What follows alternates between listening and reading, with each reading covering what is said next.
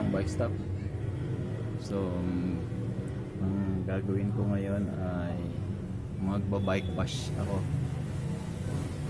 At itong bike na to ginamit ko pala kanina umaga. So maulan. So daming dumi, buhangin.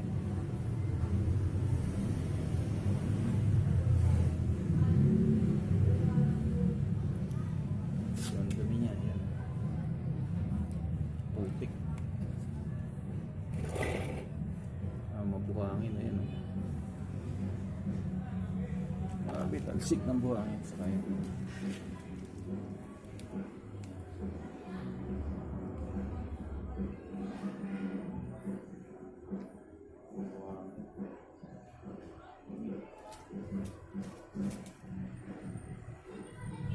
Dumi, yan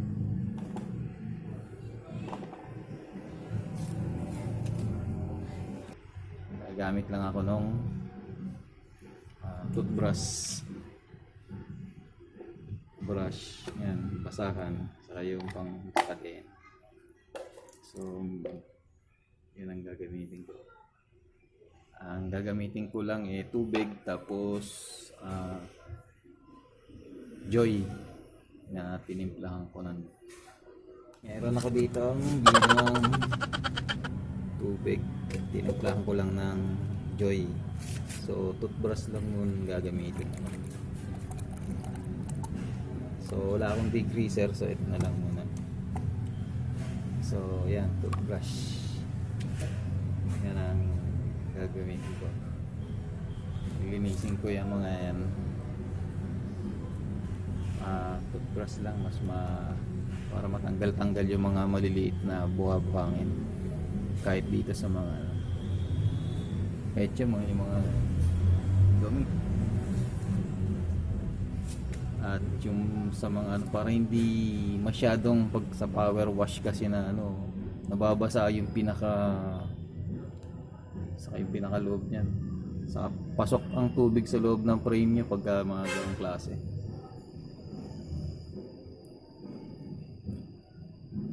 So bago ko umpisan, subscribe kayo sa akin channel, like and share na rin. So sana may maidagdag ako sa inyo tips para sa mga paglilinis ng bike. Yung iba kasi inaanuhan ng hose so minsan pumapasok yung tubig sa ganito, nalalagyan yan, saka yung dito nalalagyan yan pero ito lang, ito lang ang gagamitin ko. So pisahan ko na.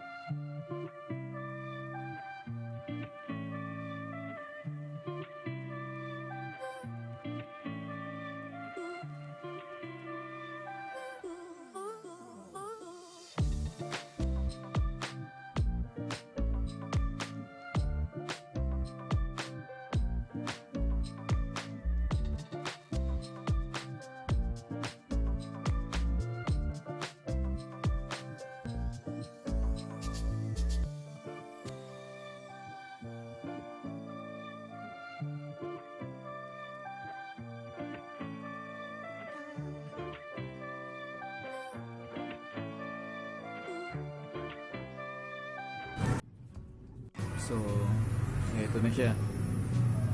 Nalinisan ko na yan. Wala nang gabok. Ay, wala nang buha-buhangin.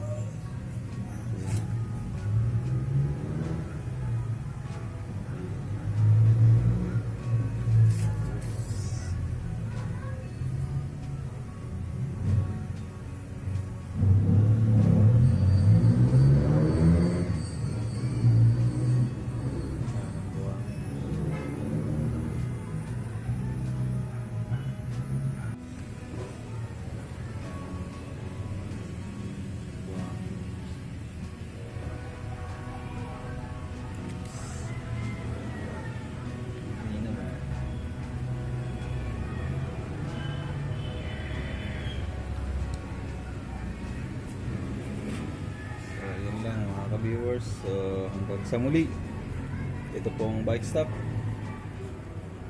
Si Roel lang yung mekaniko. Bike is life po.